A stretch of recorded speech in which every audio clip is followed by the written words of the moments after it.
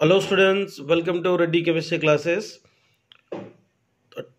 आज के सेशन में अब डिस्कस करने वाला टॉपिक है एंजाइम कैटालाइसिस। एंजाइम कैटालाइसिस तो एंजाइम्स होता क्या है? एंजाइम्स और बायोकेमिकल कैटलिस्ट है। एंजाइम्स बायोकेमिकल कैटलिस्ट होता है।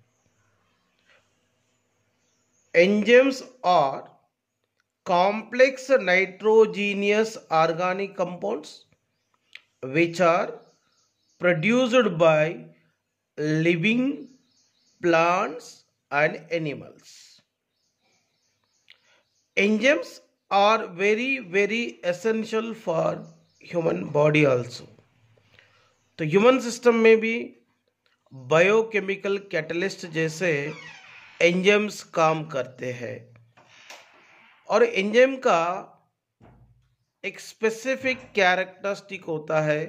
Particular enzyme particular function show करता है and so many chemical reactions में भी एंजाइम्स काफ़ी इम्पॉर्टेंट रोल प्ले करता है। देखते हैं यहाँ पर इन्वर्शन ऑफ केन शुगर। तो एक्चुअली केन शुगर को इन्वर्टेज एंजाइम के प्रेजेंस में, तो केन शुगर की फॉर्मूला देखिए C12H22O11। केन शुगर को इन्वर्टेज एंजाइम के प्रेजेंस में हाइड्रोलाइसिस करने के बाद ग्लूकोज एंड फ्रक्टोज को देता है। अगर केन शुगर को हाइड्रोलाइसिस इन्वर्टेज एंजाइम के प्रेजेंस में करने के वजह से ग्लूकोज एंड फ्रक्टोज मिलता है।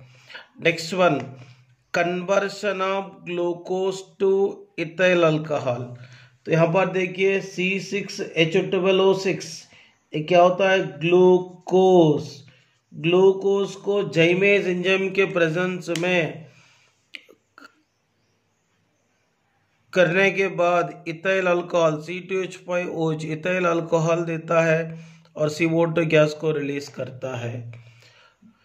सो ग्लूकोज को इथाइल अल्कोहल में कन्वर्ट करने के समय यहाँ पर जाइमेज एंजाइम काम में आ रहा है। Next one, conversion of starch to maltose. देखिए स्टार्च है C6H10O5। स्टार्च है, स्टार्च को डायस्टेज एंजाइम के प्रेजेंस में हाइड्रोलाइसिस करने के बाद ये माल्टोज को देता है C12H22O11।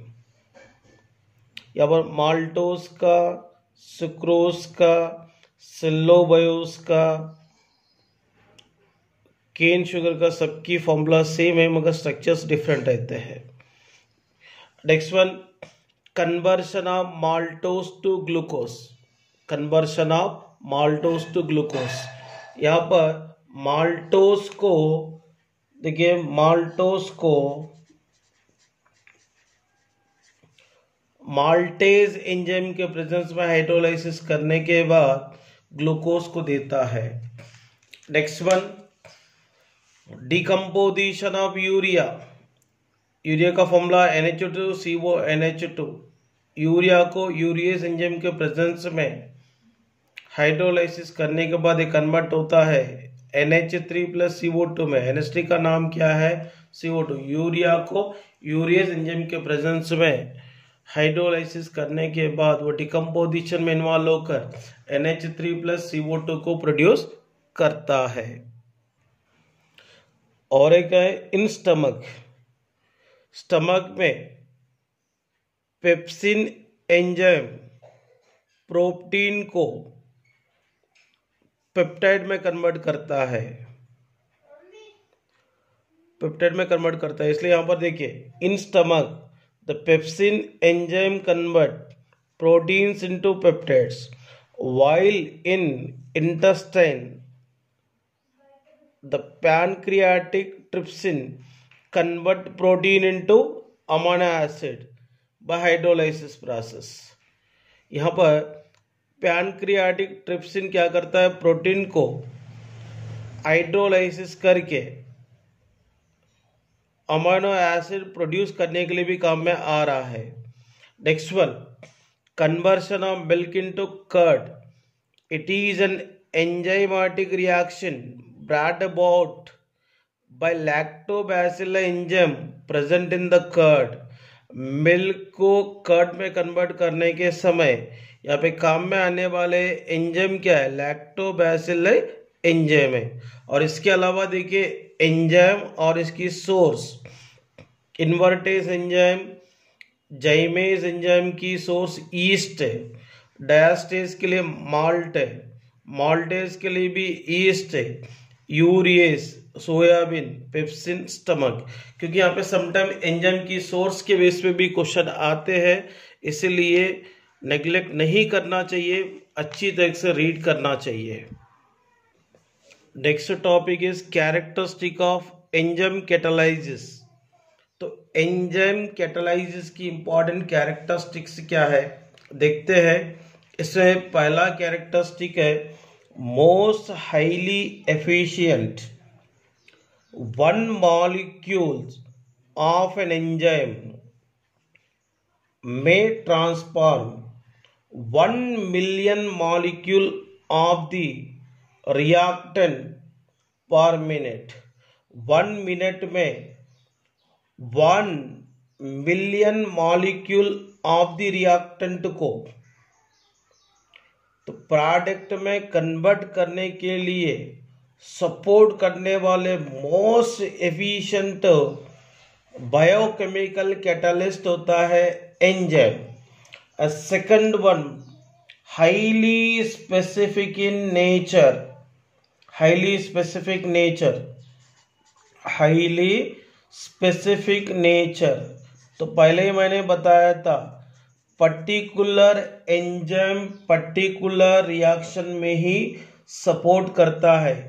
Each enzyme is specific for a given reaction, that is one catalyst cannot catalyze more than one reaction। For example, the enzyme urease catalyze the hydrolysis of urea only, it does not catalyze hydrolysis of any other amide. Only अगर मान लीजिए urea का formula NH2CONH2, अगर इसको hydrolysis करना रहा तो urease enzyme को यूज कर सकते हैं, यूरिएज एंजाइम को यूज कर सकते हैं। बट ये यूरिएज एंजाइम किसी भी अदर अमाइड को हाइड्रोलाइसिस नहीं कर पाता। इसका मतलब एंजाइम पर्टिकुलर स्पेसिफिक नेचर में है। और एंजाइम अगर एफिशिएंटली काम करना है तो यहाँ पर एक इम्पॉर्टेंट पैरामीटर है ऑप्टिमम कंडीशंस होना चाहिए। इसका मतलब optimum temperature and optimum pH. यहाँ पर देखिए ऑप्टिमम टेम्परेचर मतलब क्या होगा, the rate of an enzyme reaction becomes maximum at definite temperature called optimum temperature। तो जिस पर्टिकुलर टेम्परेचर में एंजाइम मैक्सिमम एफिशिएंसी के साथ काम करता है दैट टेम्परेचर को माना जाता है ऑप्टिमम टेम्परेचर। तो यहाँ पर देखिए ऑप्टिमम टेम्परेचर ऑफ एंजाइम है 298 केल्विन से लेकर 310 केल्विन। ये टेम्परेचर के रेंजिंग में एंजाइम मोस्ट एफिशिएंसी के साथ काम करता है। अगर ह्यूमन बॉडी की बात करते हो, human body temperature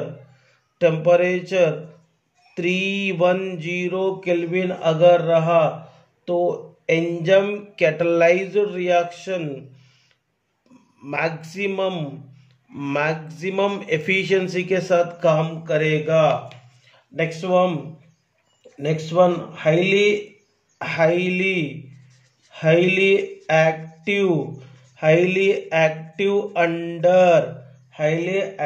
under optimum pH. मतलब यहां पर देखिए ऑप्टिमम पीएच का मतलब the rate of an enzyme catalyzed reaction is maximum. The rate of enzyme catalyzed reaction is maximum at particular pH called optimum pH। मतलब जिस pH का ranging में एंजाइम की एक्टिविटी मैक्सिमम रहता दैट पीएच को माना जाता है ऑप्टिमम पीएच। और इसका जो ऑप्टिमम पीएच वैल्यू होता है 5 to 7 के बीच में, यह ऑप्टिमम पीएच में बहुत ही इफेक्टिवली काम करेगा। Next characteristic increasing activity in presence of activators and coenzymes।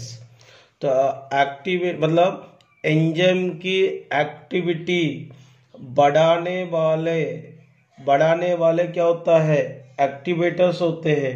देखिए यहां पर मैं आपको बताना चाह रहा हूं the enzyme activity increased in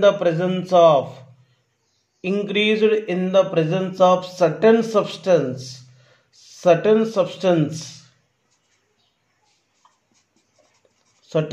substances known as coenzymes. It has been observed that when a small non-protein is present along with an enzyme, the catalytic activity is enhanced considerably। मतलब यहां पर देखिए मतलब एंजाइम की activity को बढ़ाने के लिए काम में आने वाले स्मॉल नॉन प्रोटीन्स यहाँ पे को एंजाइम जैसे काम कर रहा है, फॉर एग्जाम्पल जैसा काम कर रहा है। और यहाँ पर देखो ये को एंजाइम्स यहाँ पे एंजाइम की एक्टिविटी को क्या कर रहा है, बढ़ा रहा है।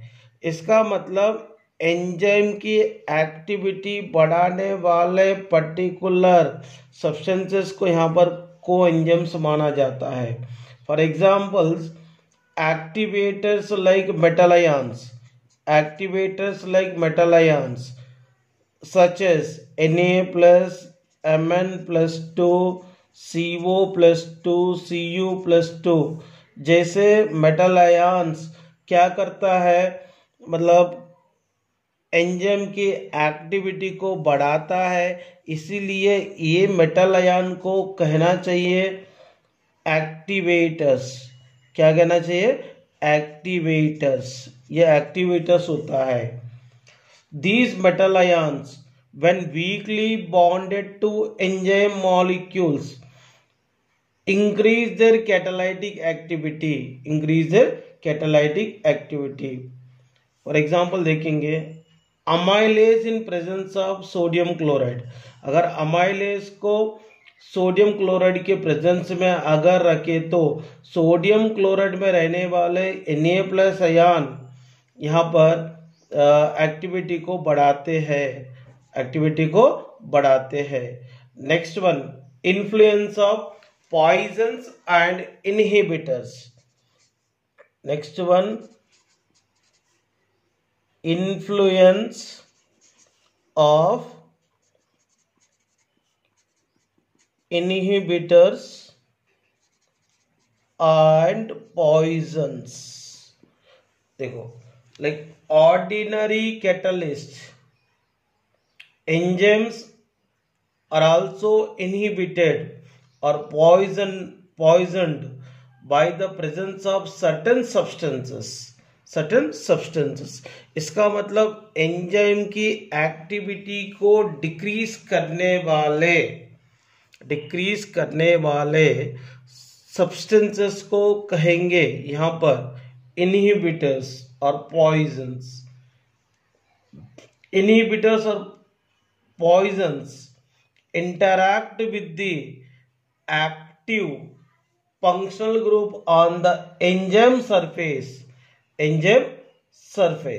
मतलब एंजाइम सरफेस पे रहने वाले फंक्शनल ग्रुप का एक्टिव साइट पे इनहिबिटर जाने के वजह से वहां पर सबस्ट्रेट को एक्टिव साइट मिलेगा नहीं, इसीलिए वहां पर सबस्ट्रेट प्रोडक्ट में कन्वर्ट होने वाले टेंडेंसी क्या हो गए, कम हो गए।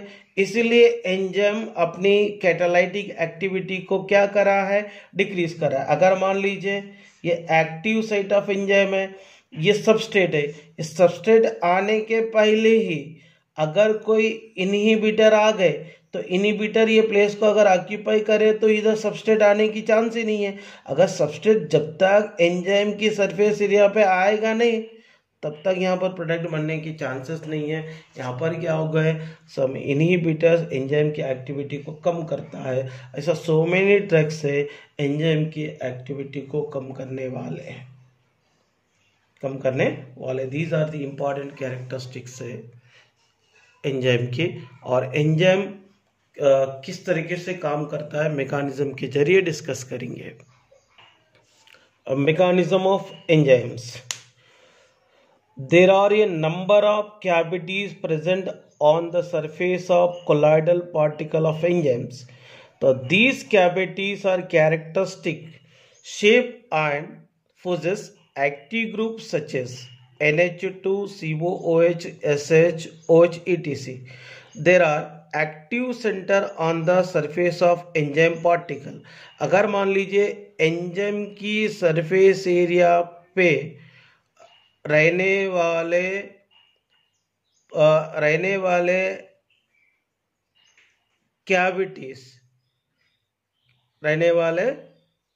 कैविटीज जनरली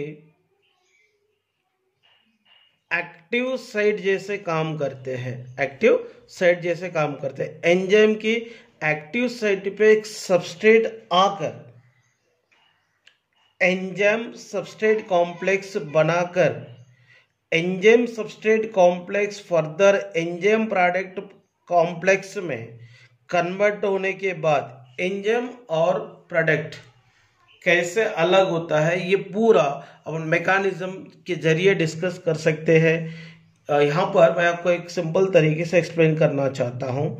और ये मैकेनिज्म लॉक एंड की मैकेनिज्म है। इसका मतलब एक बात समझ लो, पर्टिकुलर ताला रहा तो पर्टिकुलर ताला को पर्टिकुलर चाबी चाहिए। अगर ताला अलग है चाबी अलग है तो ताला में चाबी कभी फिट होता क्या, नहीं होता। इसीलिए यहाँ पर एंजाइम की एक्टिव साइट में फिट होने वाले सबस्ट्रेट ही एंजाइम की सरफेस एरिया पे आ सकता है, दूसरा सबस्ट्रेट आ ही नहीं सकता। इसीलिए ये मैकेनिज्म लॉक एंड की जैसे रहता है, इसलिए लॉक एंड की मैकेनिज्म भी कहलाते हैं इसको। यहाँ पर देखिए एंजाइम की एक्टिव साइट पे सबस्ट्रेट आने के वजह से एंजाइम सबस्ट्रेट कॉम्प्लेक्स मिली है। फर्दर ये सबस्ट्रेट एंजाइम की सरफेस एरिया पे आकर वो प्रोडक्ट में कन्वर्ट होना चालू होता है। फर्दर ये enzyme substrate complex enzyme product complex में कन्वर्ट होता है। ये प्रोडक्ट कंप्लीटली बनने के बाद यहाँ पर देखिए एंजाइम प्रोडक्ट जो कॉम्प्लेक्स है ये क्या होगा, ये ब्रेक होगा। ब्रेक होने के बाद एंजाइम अलग होगा, प्रोडक्ट अलग होगा। एंजाइम पहले जैसा था यहाँ से रिमूव होने के बाद भी वैसे रहेंगे। इसका मतलब एंजाइम में प्रोडक्ट को बनाने के लिए सपोर्ट कर रहा है। देखिए स्टेप 1 में एंजाइम क्या कर रहा है, एंजाइम के एक्टिव साइट पे कौन जा रहा है, सबस्ट्रेट जा रहा है। सबस्ट्रेट जाने की वजह से एंजाइम सबस्ट्रेट कॉम्प्लेक्स मिली है। तो सेकंड स्टेप में देखिए एंजाइम की एक्टिव साइट पे सबस्ट्रेट आकर एंजाइम सबस्ट्रेट कॉम्प्लेक्स तो बना दिया था, तो यहाँ पर सबस्ट्रेट धीरे धीरे किस में कन्वर्ट होना चालू होता है, प्रोडक्ट में कन्वर्ट होना चालू होता है। ये प्रोडक्ट में कन्वर्ट होना चालू होने के बाद क्या होगा, तो एंजाइम प्रोडक्ट कॉम्प्लेक्स मिलती है। तो ये एंजाइम प्रोडक्ट कॉम्प्लेक्स थर्ड में देखिए, enzyme product complex further enzyme plus product में कैसे कन्वर्ट हो रहा, स्टेप 3 में देखिए, यहाँ पर एंजाइम के एक्टिव साइट, एंजाइम के साथ रहने वाले ये प्रोडक्ट क्या होगा, ये अलग हो जाता है एंजाइम से। अलग होने के बाद यहाँ पे एंजाइम मिलता ना, ये एंजाइम पहला जैसा था वैसे ही रहेंगे। मतलब यहाँ पे एंजाइम सबस्ट्रेट को सुटेबल सरफेस एरिया प्रोवाइड करके और यहाँ पे प्रोडक्ट को फॉर्मेशन करने के लिए मदद करा है। तो देखिए मैं आप इसको डायग्राम के थ्रू दिखाता हूँ। ये देखिए एंजाइम है, ये एंजाइम की एक्टिव साइट है, इस सबस्ट्रेट है। देखिए एंजाइम की एक्टिव साइट में, एंजाइम की एक्टिव साइट में कौन एंटर होगा, सबस्ट्रेट। देखिए ये सबस्ट्रेट जाने के बाद एंजाइम सबस्ट्रेट कॉम्प्लेक्स मिली है, तो ये सबस्ट्रेट क्या होगा, प्रोडक्ट में कन्वर्ट होना चालू होता है। ये प्रोडक्ट में कन्वर्ट होने के बाद यहाँ पे एंजाइम प्रोडक्ट के एसोसिएशन मिल जाएंगे। बाद में क्या करता है, एंजाइम अपने सरफेस एरिया पे रहने वाले प्रोडक्ट को क्या करता, सेपरेट करता है। सेपरेट करने के वजह से यहाँ पर एंजाइम और प्रोडक्ट मिली है। तो यहाँ पर देखिए, ये यहाँ पे एंजाइम की एक्टिव साइट में फिट होने वाले पर्टिकुलर सबस्ट्रेट की ज़रूरत है। जैसा लॉग एंड की, पर्टिकुलर लॉग में पर्टिकुलर की चाहिए, या पर्टिकुलर एंजाइम की एक्टिव साइट में फिट होने वाले पर्टिकुलर सबस्ट्रेट की ज़रूरत है। इसीलिए इसको कौन से मैकेनिज्म कहलाते हैं, लॉग एंड की मैकेनिज्म कहलाते हैं। So this is the information regarding enzyme catalysis. Enzyme catalysis, तो कैटलिस्ट को इंडस्ट्रियल सेक्टर में भी सो मैनी केमिकल रिएक्शंस में यूज करते हैं। फॉर एग्जांपल देखिए, हेबर्स प्रोसेस है, N2+3H2 नाइट्रोजन और हाइड्रोजन मिलकर अमोनिया को बनाने वाले हेबर्स प्रोसेस में आयरन को कैटलिस्ट के फॉर्म में, मॉलिब्डेनम को प्रमोटर के फॉर्म में यूज करते हैं 200 atm pressure and 723 to 773 kelvin temperature condition में। नेक्स्ट वन, ऑस्टवाल्ड प्रोसेस में NH3 को बनाने के समय भी प्लाटिनम को कैटलिस्ट के फॉर्म में यूज करते हैं 573 केल्विन टेम्परेचर में। तो इसमें कैसा बनता है देखिए, पहले अमोनिया प्लाटिनम कैटलिस्ट के प्रेजेंस में ऑक्सीजन के साथ एक्सेस क्वांटिटी में रहने वाले ऑक्सीजन के साथ रिएक्ट होकर नाइट्रिक एसिड एंड वाटर को बनाते हैं। ये nitric oxide and further oxidation में इन्वॉल्व होकर नाइट्रोजन डाइऑक्साइड में कन्वर्ट होता है। नाइट्रोजन डाइऑक्साइड हाइड्रोलाइसिस ऑक्सीजन के प्रेजेंस में होकर HNO3 को बनाते हैं। ये प्रोसेस में प्लैटिनम कैटलिस्ट जैसे काम करेंगे।